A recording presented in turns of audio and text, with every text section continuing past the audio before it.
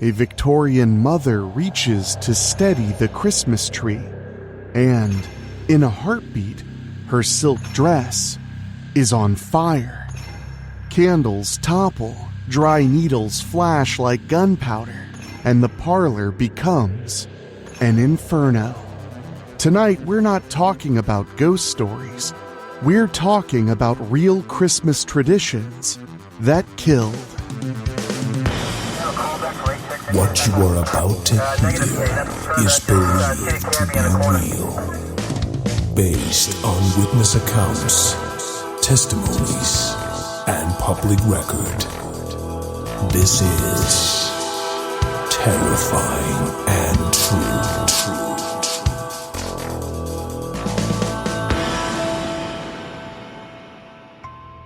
Hello, my spookies. This episode of Terrifying and True is sponsored by Savorista Coffee. They provide half-calf and decaf blends that still taste premium, so you can stay up late enjoying scary content with a rich cup of coffee, knowing that when your heart races, it's not from caffeine. And right now, if you go to Savorista.com and use promo code SPOOKY at checkout, you get 25% off your first order, and it supports the podcast directly. So head to Savorista.com, get yourself a light, medium, or dark roast. Use promo code SPOOKY and save 25% off your order. Thank you, Spookies, for giving Savorista a little love, and thank you to Savorista for supporting the show. Christmas in Victorian England is often remembered as a season of carols, crackling hearths, and snowy streets straight out of a Dickens novel. But behind the warm glow of candlelit trees and glittering ornaments lurked a far more unsettling truth. In parlors from London to small country towns, holiday gatherings ended in sudden fires, mysterious illnesses, and toxic decorations that slowly poisoned the people who trusted them. Tonight we'll step inside those richly furnished homes and watch as a single spark turns celebration into catastrophe. As arsenic green ribbons and leaden tinsel bring sickness instead of joy, and as the first strands of electric lights introduce a new, unexpected danger to the Christmas season. What hidden hazards were wrapped up in the Victorian idea of a perfect Christmas? How did these festive horrors help shape the safety laws, fire codes, and consumer protections we rely on today? And could echoes of those very risks still be hanging on your own tree? Join us as we uncover the hidden dangers of a Victorian Christmas. And make sure to subscribe. Every Monday this month, we'll be uncovering new horrors of the Christmas season right here.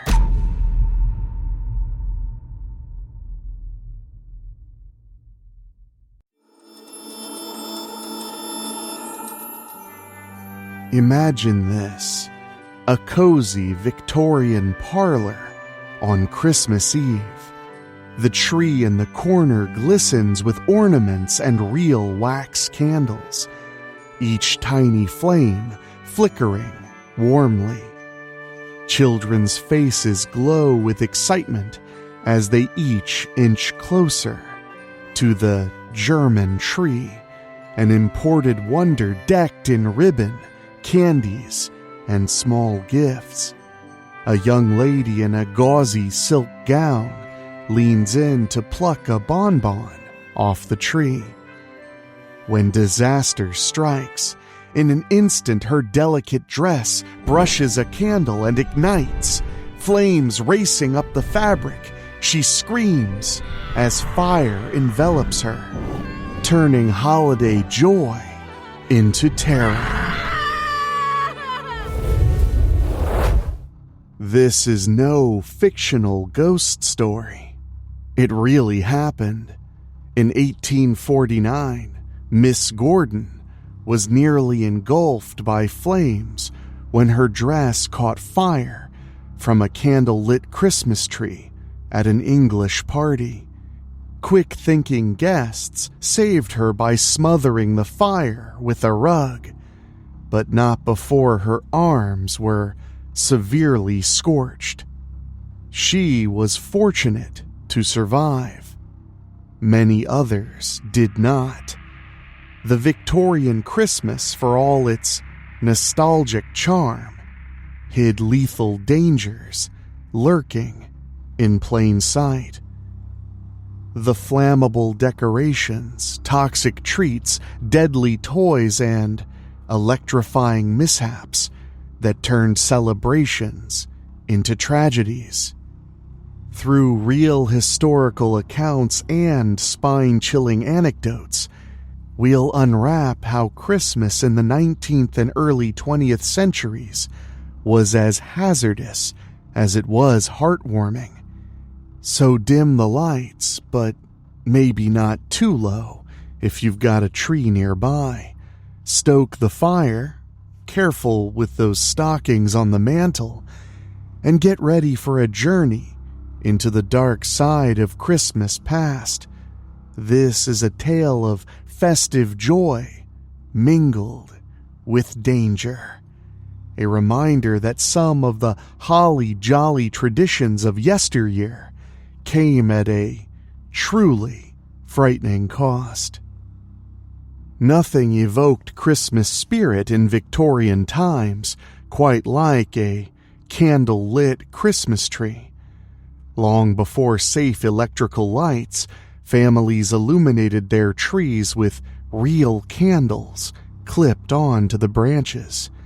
The sight was admittedly magical, tiny flames dancing among evergreen boughs, and it became a beloved tradition from its origins in Germany to homes across Britain and America. President Franklin Pierce even brought the first candlelit tree into the White House in 1856. But those delicate flames could turn homes into infernos. Victorian-era newspapers and medical journals are filled with accounts of Christmas trees exploding into flame, often with ghastly consequences. As one modern historian dryly noted, quote, "We may take as read the thousands, if not hundreds of thousands, of deaths from fire caused by candlelit trees." A bit sensational, but you get the idea. Consider the grim statistics. By 1908, house fires from Christmas trees had become so routine that many insurance companies flat out refused to pay for any blaze started by the festive decoration. And for good reason. In 1885, a Chicago hospital burned down after a Christmas tree's candles ignited it. On Christmas Eve of 1909 in Pennsylvania, 5 children sneaked out of bed to light the family Christmas tree themselves, the results of which killed all 5 children, their parents, and 2 boarders sleeping in the house. Even public celebrations were not safe. In Oklahoma in 1925, a Christmas tree fire at a community gathering killed 36 people. These are horrifying numbers. Entire families and communities wiped out in minutes, all because of a tradition meant to symbolize light and joy. Why were these fires so common and so deadly? Well, dry trees and open flames are a lethal mix. Early Victorian trees were often small tabletop affairs, kept fresh for a day or two. Families typically decorated the tree on Christmas Eve, lit the candles for a short, supervised spell on Christmas Day, and promptly took the tree down the following day. As long as the tree was green and moist and candles were never left unattended, the risk could be managed. But as Christmas trees became more central to holiday festivities, people began using bigger trees and keeping them up longer, a week or more into the season. Inevitably, the needles dried out. A tinder-dry 6-foot fir tree can flash into an all-consuming blaze in mere seconds, burning so hot that nearby furniture and curtains across the room will burst into flames just from the radiant heat. Victorians didn't know the exact science, but they learned this through cruel experience. Newspapers at the time carried annual warnings. One 1911 safety notice pleaded with parents, quote, "Do not permit children to light or relight the candles while parents are not present. They frequently set fire to their clothing instead. The tree itself will burn when the needles have become dry." That warning proved all too true. Children, excited to see the pretty lights, were frequent fire victims. In one 1905 incident, a man in Kansas City dressed up as Santa Claus had his costume set ablaze by the tree's candles, along with the sack of toys on his back. In a minor Christmas miracle, however, he actually survived, albeit singed. And of course, in the opening story, we saw how easily a swish of a dress could ignite.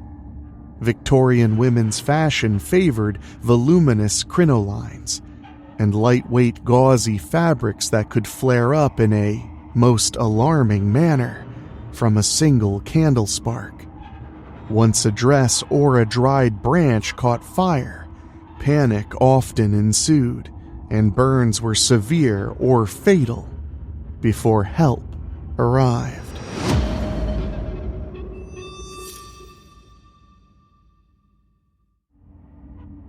Efforts were made to reduce the danger. Inventors devised special Christmas tree candle holders.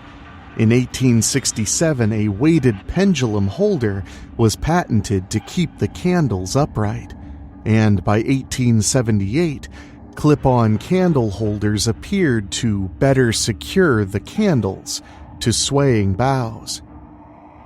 These gadgets helped a bit.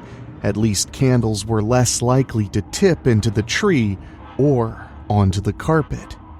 Wealthy households might station servants nearby with buckets of water or blankets, ready to extinguish any rogue flame. Some families placed their tree in a bucket of sand or used metal stands. The water-filled stands that most of us are used to keep trees moist, were not common until much later. And typically candles were only lit for a short, ceremonial period, say, during the gift exchange, and then promptly blown out. But human error and curiosity foiled many precautions. An excited child might sneak into the parlor at dawn to light the tree on their own, with tragic outcomes, as in that Pennsylvania case. A candle clipped on a flimsy branch might still topple onto a paper decoration, or a sudden draft could blow lace curtains or ribbons into the flames. Victorian fire departments certainly earned their keep during the holidays. The phrase holiday conflagration became a familiar headline. Imagine the horror of firefighters arriving to a scene where a festive gathering had turned into a charred ruin. The smell of pine and wax replaced by smoke and ash. This dark side of Christmas left an impression on society. By the early 20th century, public pressure to find a safer alternative was growing. The obvious solution to candle fires was to eliminate the open flame, a topic we'll explore when we get to the advent of electric Christmas lights. But fire wasn't the only hazard hanging on Victorian Christmas trees. The very decorations meant to beautify a home could be ticking time bombs of another kind. To modern eyes, a Victorian Christmas tree might look oddly sparse and homemade, with paper cones of candy, strings of popcorn, and small gifts. But as the years went on, the decorations became more elaborate and more dangerous. Starting with the Victorian love of a white Christmas snow effect. Lacking spray-on snow in a can, 19th century families simulated snow by strewing fluffy cotton batting over tree branches and wreaths. It looked charming until a candle's flame touched it. Dry cotton ignites as fiercely as dry pine needles. Fire safety advocates eventually realized cotton, candles, children, and matches make a very dangerous Christmas combination that casts a gloom over many households every year. After countless fires, authorities began actively discouraging cotton snow by World War I. In 1917, one American newspaper admonished readers to skip the cotton and use less harmful substitutes. Quote, "Let us use metallic tinsel, asbestos fiber, and powdered mica for decorations and imitation snow, instead of highly combustible cotton," the article urged. Yeah, you heard that right. They suggested asbestos and lead tinsel as safer alternatives to cotton. I guess, in a way, it was less brutal than burning alive. The road to a safer Christmas was paved with many ironic twists. Tinsel, those shimmering icicles we drape on trees, has its own toxic history.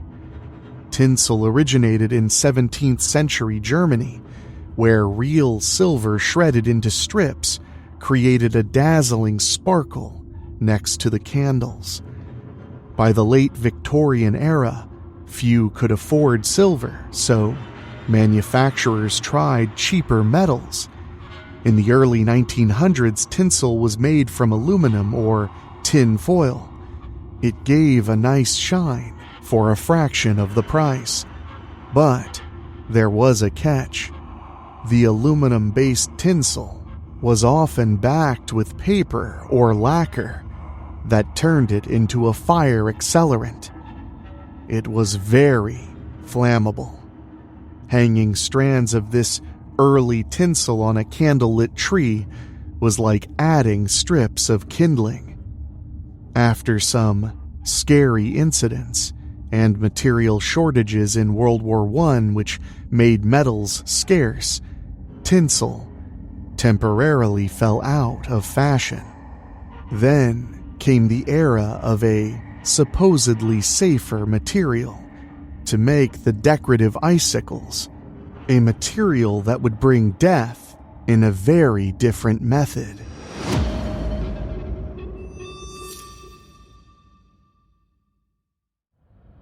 We now enter the era of leaded tinsel. Around the 1920s, manufacturers discovered that lead foil made perfect tinsel. It was cheap, heavy, so it draped elegantly on branches, and importantly, it was non-flammable. At last, a safe solution to the flying spark problem. By the mid-20th century, lead tinsel, often called icicles, was everywhere. Countless baby boomers grew up tossing shiny lead strands on the family tree. Early on, even experts believed it was mostly harmless. A 1959 safety article cheerfully noted that, quote, "Tinsel is fairly safe because even if kiddies decide to swallow it, it will not cause poisoning." In hindsight, that statement is chilling. Lead tinsel was absolutely poisonous if ingested or handled frequently. Lead accumulates in the body, damaging the brain, kidneys, and other organs. It just doesn't cause immediate dramatic symptoms unless a child were to eat a lot of it at once.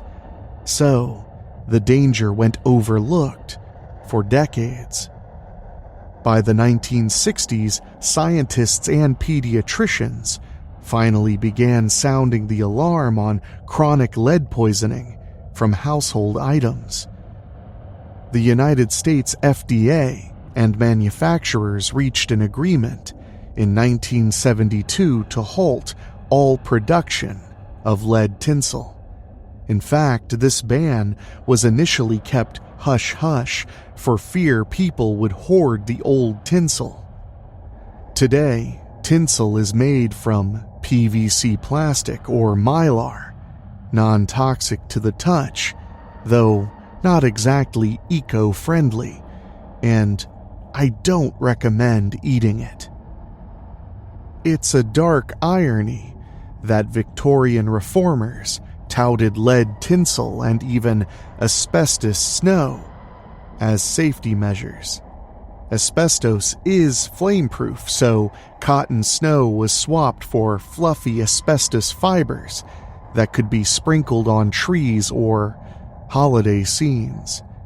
Victorians unwittingly traded a fire hazard for a cancer hazard. Asbestos, we now know, can cause deadly lung disease if inhaled.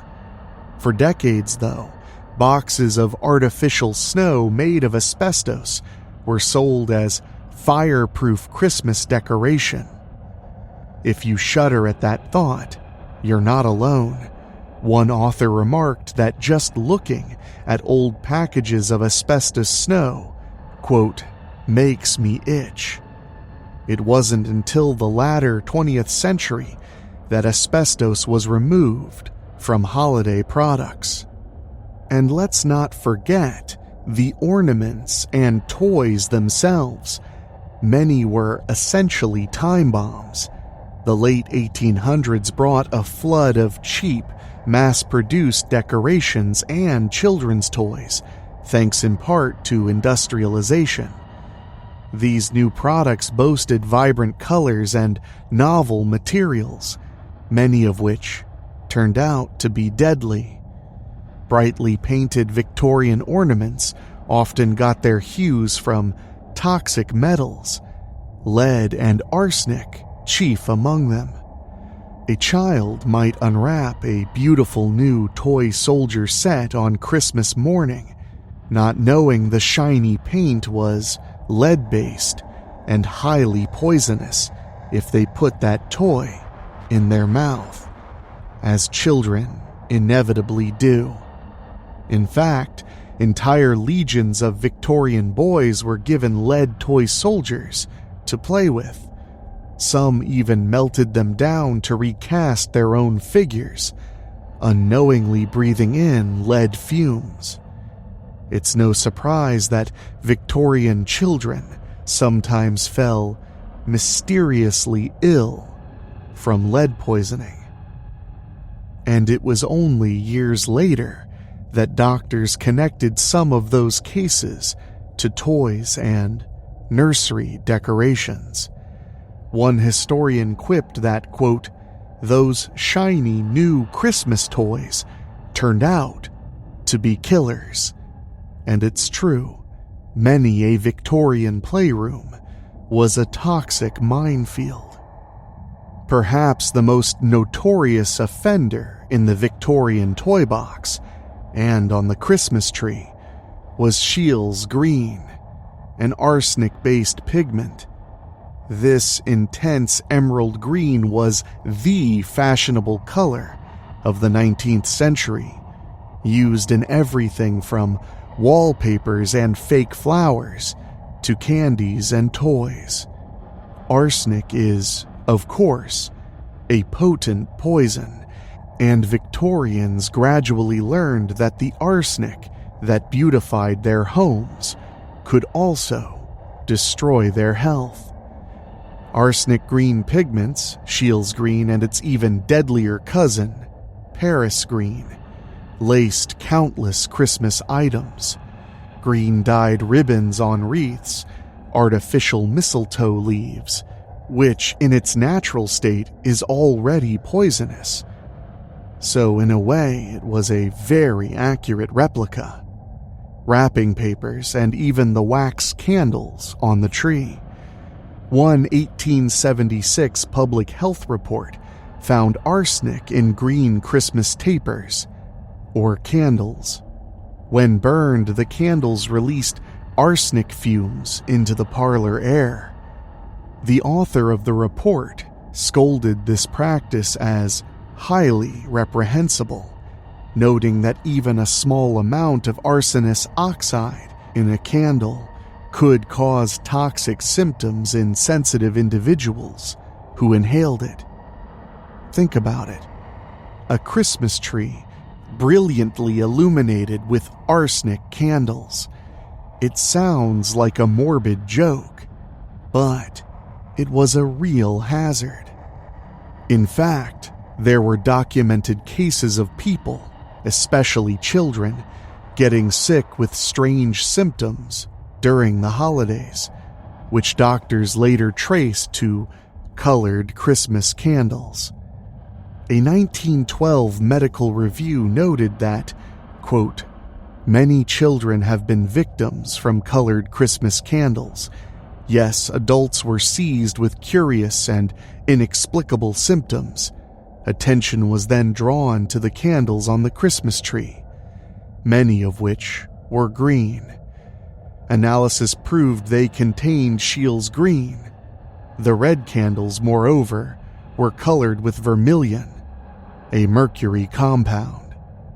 So, if the arsenic in the green candles didn't get you, the mercury in the red ones just might. Victorians loved a festive glow, but little did they know they were poisoning the very air of their homes with each lit candle.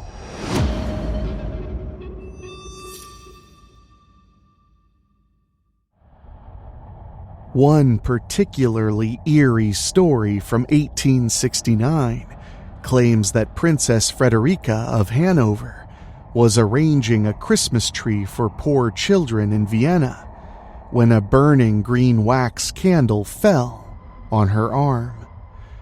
According to newspapers, the arsenic dye in the candle poisoned her through the wound, causing a painful death months later.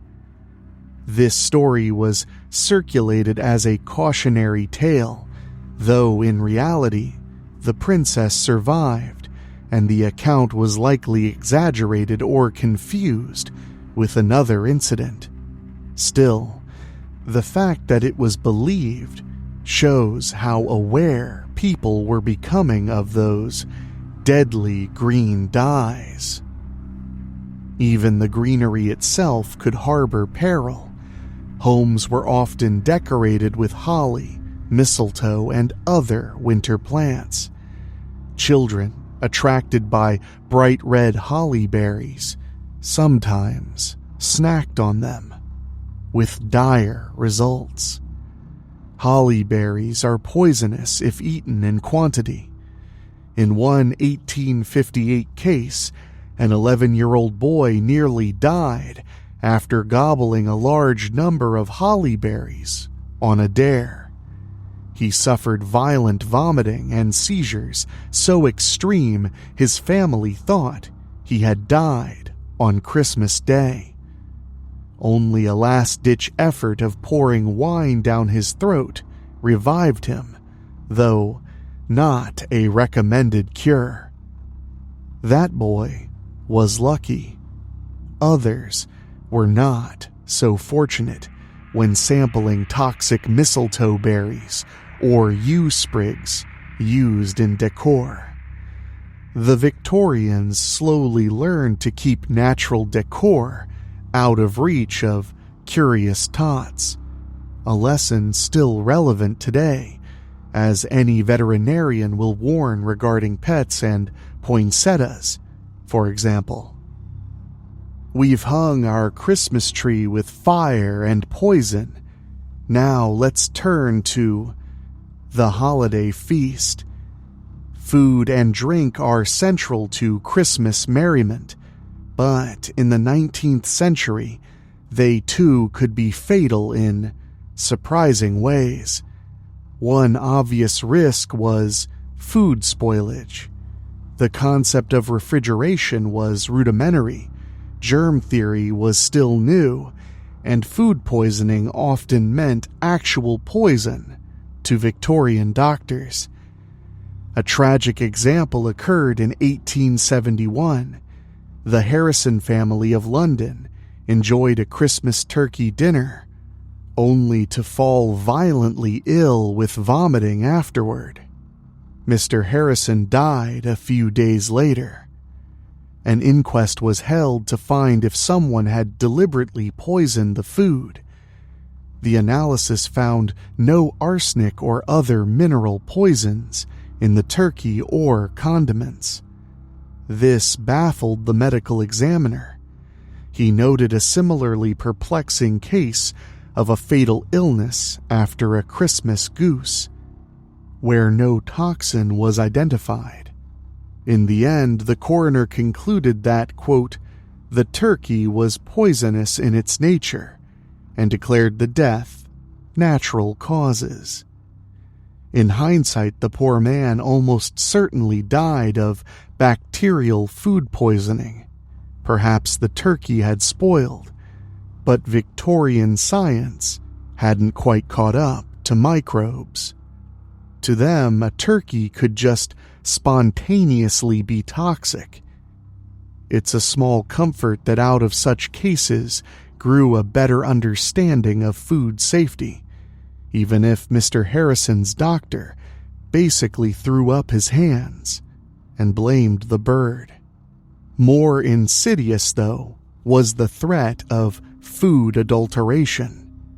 In Victorian times, ingredient labels and purity standards were practically non-existent. Dishonest suppliers would stretch expensive ingredients with cheap fillers, and sometimes those fillers were dangerous. Sugar was costly, so candy makers often mixed in chalk or clay as daft filler. Not tasty, but not deadly either. However, in one infamous incident in 1858, this practice turned lethal.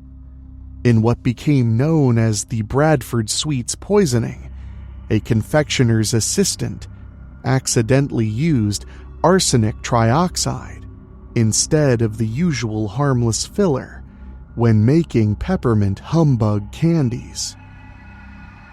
The mistake was tragically caught only after the candies were sold.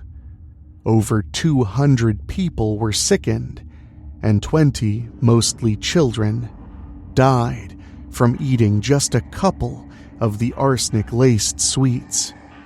Each candy contained enough arsenic to kill 2 adults, as it was later discovered.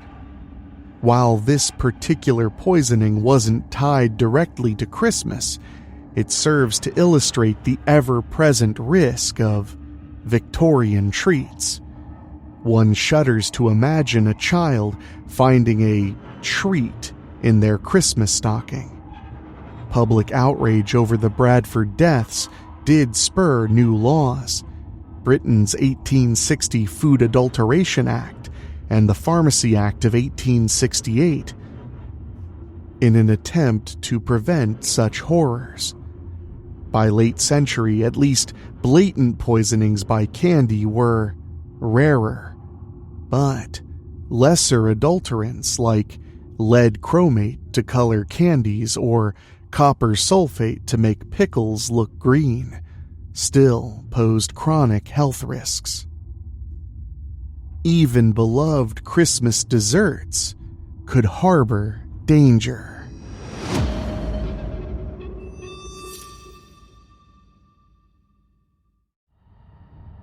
Let's take a look at plum pudding, traditionally doused in brandy and set alight in a blue flame before serving. It is a spectacular sight, and generally the alcohol burns off quickly. But now and then, a pudding explosion or mismanaged flame caused burns and fires. Victorians also had a charming custom of hiding small trinkets or coins inside the Christmas pudding for guests to find, which led to the occasional choking hazard or cracked tooth at the dinner table. Minor dangers, perhaps, compared to arsenic candies, but still enough to send someone to the infirmary on Boxing Day. By the 19th century, technology began to offer hope for a safer Christmas. Electricity was emerging from the laboratories of Edison and Tesla, promising light without flame. In December 1882, just 2 years after Edison patented the first practical light bulb, an inventor named Edward H. Johnson had a brilliant idea. Why not string those new electric lights around a Christmas tree? Johnson, who was a colleague of Edison, hand-wired 80 red, white, and blue miniature bulbs and wrapped them around a rotating evergreen tree in his New York parlor. The effect was stunning. One reporter described, quote, "a large Christmas tree presenting a most picturesque and uncanny aspect, brilliantly lighted with many colored globes about as large as an English walnut, continuously twinkling." Onlookers were amazed not only by the beauty, but by the apparent safety. Quote, "Electric trees will prove to be far less dangerous than wax candle parlor trees," Johnson noted confidently. He was right. Eventually. But at first, electric lights were rare and came with their own hazards. In 1884, the New York Times called the idea of electric Christmas lights extravagant because at the time less than 10% of American homes had electricity at all. Early electric light strings were battery-powered or wired to primitive generators. They were expensive and finicky. An electrically lit tree in 1903 could cost $10 or more to illuminate, hundreds of dollars in today's money. Often people would rent electric light sets for a party rather than buy them. Those who did wire up lights faced new risks: electrical shock and fire from faulty wiring. Early wiring insulation was cloth or rubber that could degrade or overheat. Many homes had old-style fuse boxes or even just one outlet per room, leading to dangerous daisy chains of extension cords around the holidays. Overloaded circuits could spark fires behind walls. Bulbs themselves ran hot. Those early carbon filament bulbs got so warm that if one nestled against a dry pine needle, it could ignite it, just as a candle would. Newspapers of the 1900s occasionally reported electrical mishaps. A child shocked by grasping a defective bulb or a tree fire blamed on crossed wires. Still, compared to open flames, the scale of disaster was usually smaller, and improvements came about rapidly.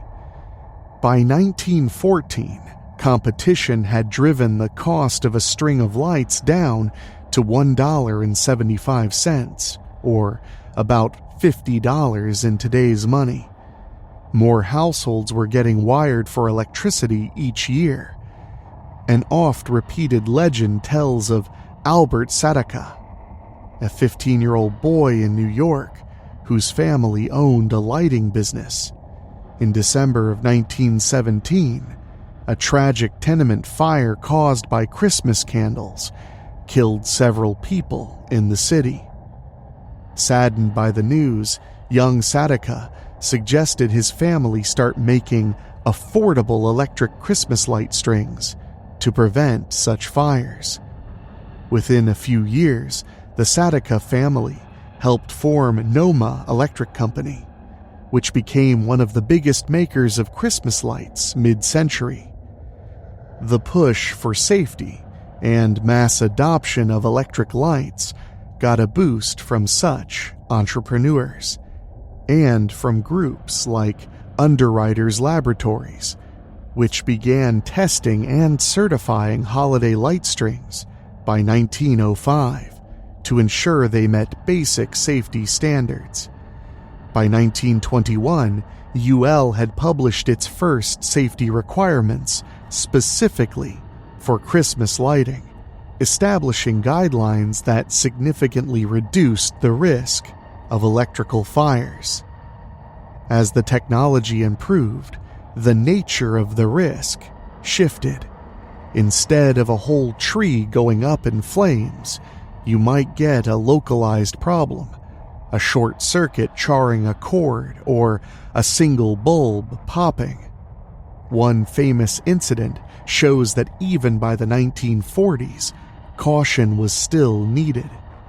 Bing Crosby, the singer who crooned White Christmas, lost his own home to a Christmas tree fire in 1943, caused not by candles, but by faulty electric light wiring. Clearly, one couldn't be complacent, even with the new lights. But overall, as decades passed, the number of house fires during the holidays dropped dramatically. By the mid-20th century, most families in America and Europe had traded in candles for strings of electric fairy lights. And in recent times, the shift to cool-burning LEDs has further reduced the fire hazard to near zero. You can actually wrap an LED light in tissue paper and it won't ignite, though please do not test this theory. The Victorian fear of candle flames gradually faded into an almost quaint memory. Yet, if you've ever seen those dramatic fire safety PSAs showing how fast a dry Christmas tree can engulf a room in flames, you'll realize the caution remains relevant. Modern fire departments still urge watering your tree and unplugging lights when you're away. And indeed, nobody wants to be the family that makes the news as yet another holiday statistic, as one writer wryly put it. In a way, the ghosts of Christmas past have taught us well.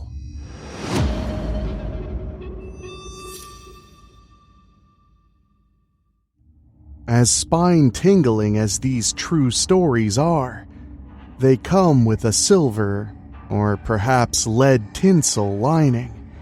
Each disaster pushed society to make Christmas safer.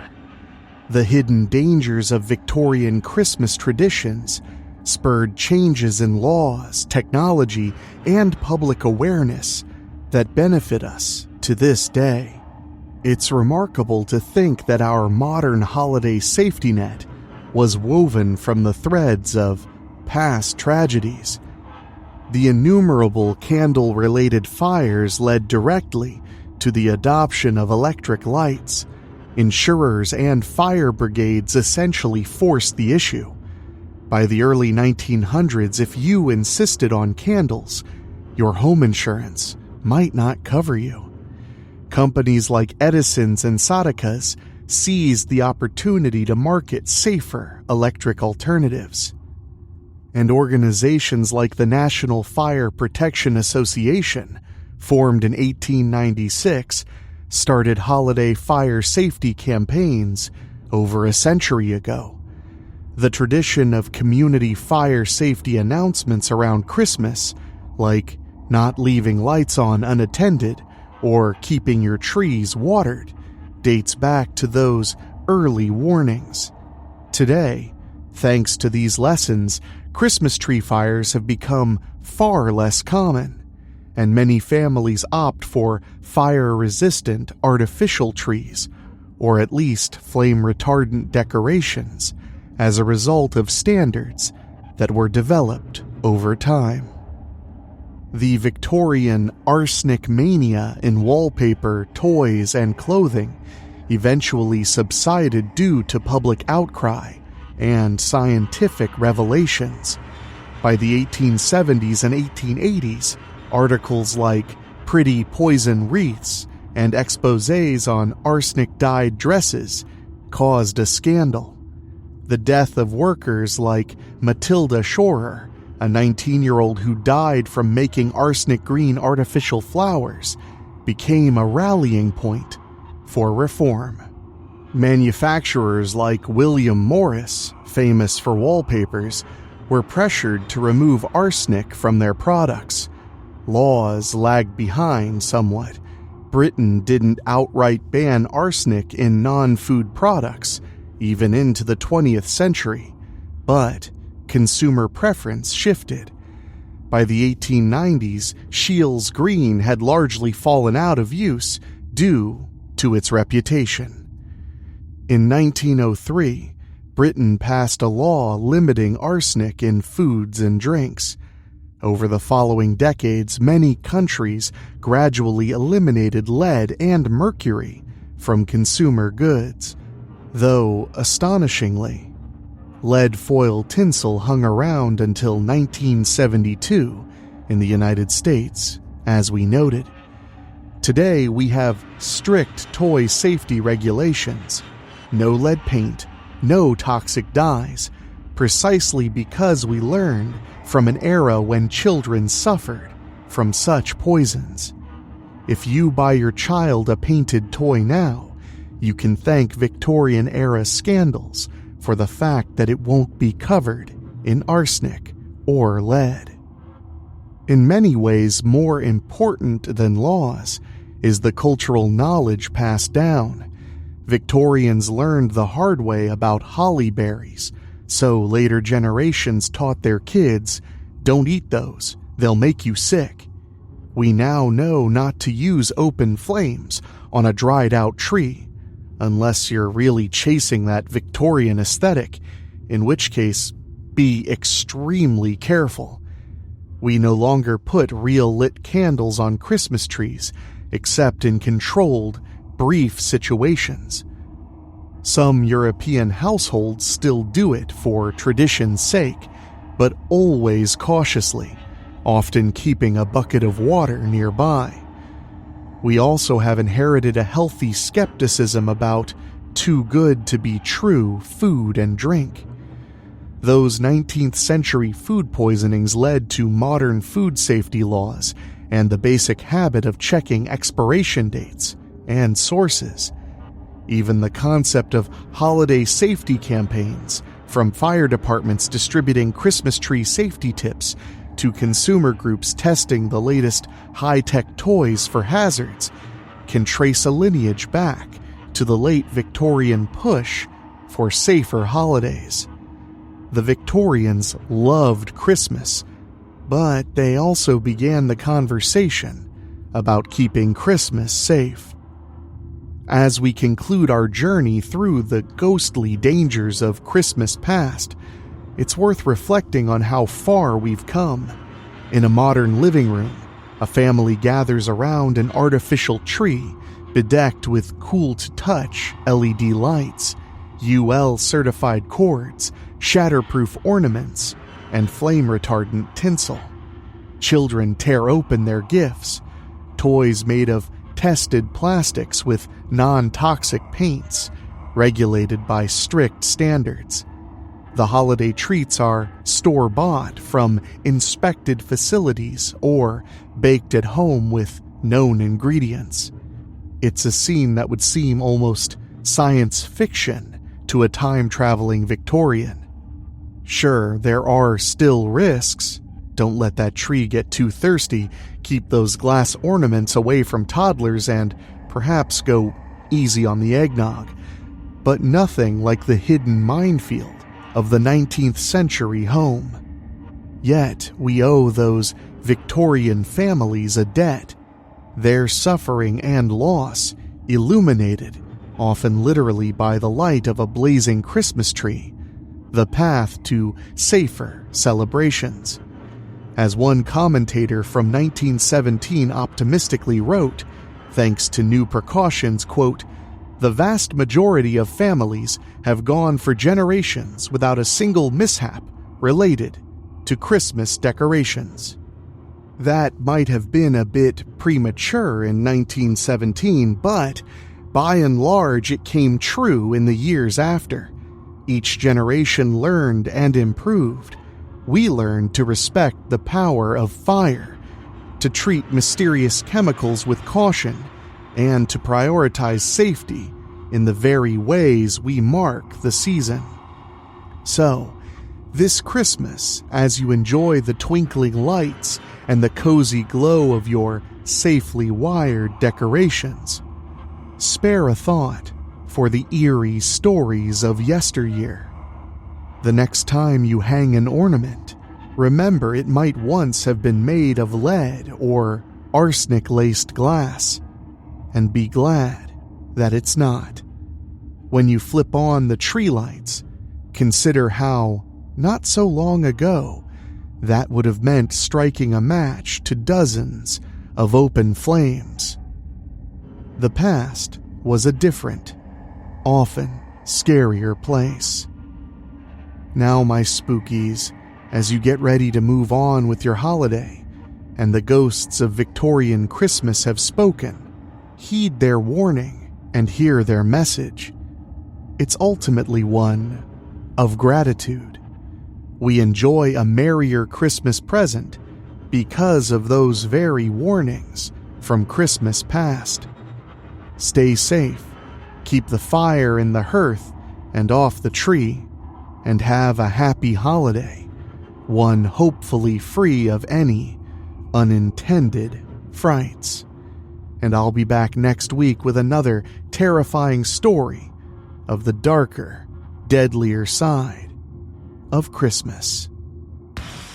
Terrifying and True is narrated by Enrique Couto. It's executive produced by Rob Fields and Bobbletopia.com. And produced by Dan Wilder. With original theme music by Ray Mattis. If you have a story you think we should cover on Terrifying and True, send us an email at weeklyspooky@gmail.com. And if you want to support us for as little as $1 a month, go to weeklyspooky.com/join. Your support for as little as $1 a month keeps the show going. And speaking of, I want to say an extra special thank you to our Patreon podcast boosters, folks who pay a little bit more to hear their name at the end of the show. And they are Johnny Nix, Kate and Lulu, Jessica Fuller, Mike Eschewey, Jenny Green, Amber Hansford, Karen Wiemet, Jack Kerr, and Craig Cohen. Thank you all so much, and thank you for listening. We'll see you all right here next time on Terrifying and True.